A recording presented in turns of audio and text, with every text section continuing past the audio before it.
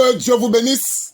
Je vous salue dans le nom glorieux de notre Seigneur et Sauveur Jésus-Christ. Salutations aux chrétiens et aux musulmans et à toutes les personnes qui m'écoutent sur les réseaux sociaux. Que Dieu vous bénisse.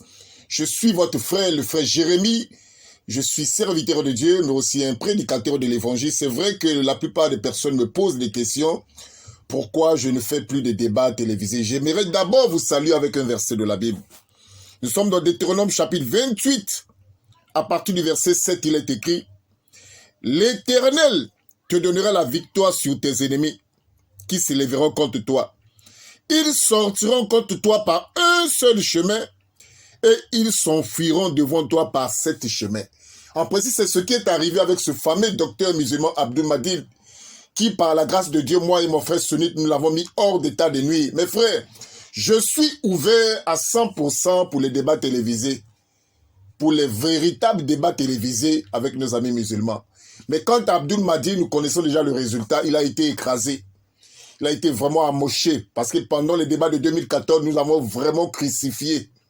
Il a été complètement détruit. Et aujourd'hui, si vous voyez qu'Abdul Mahdi ne fait plus de débats avec les chrétiens ou avec nous, parce qu'il a compris la leçon.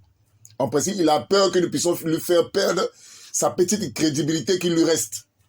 En tout cas, pendant le débat de 2014, mes frères, avec tous les commentaires, avec tous les messages que j'ai reçus, Abdul Mahdi a été complètement amoché, complètement détruit. C'est pour ça que vous remarquez aujourd'hui qu'Abdul Mahdi, qui était zélé hier, qui était un champion des débats, ne fait plus de débats aujourd'hui. Pourquoi? Parce qu'il a compris la leçon. Il avait affaire avec des ténors par la grâce de Dieu. Donc, les débats de 2014, vraiment, Abdul Mahdi a été complètement détruit, complètement amoché. Et je suis ouvert à 100% pour un débat télévisé avec lui.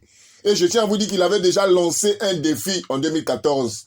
Après le débat que nous avons tenu, il était retourné sur le plateau de télé pour lancer un autre défi.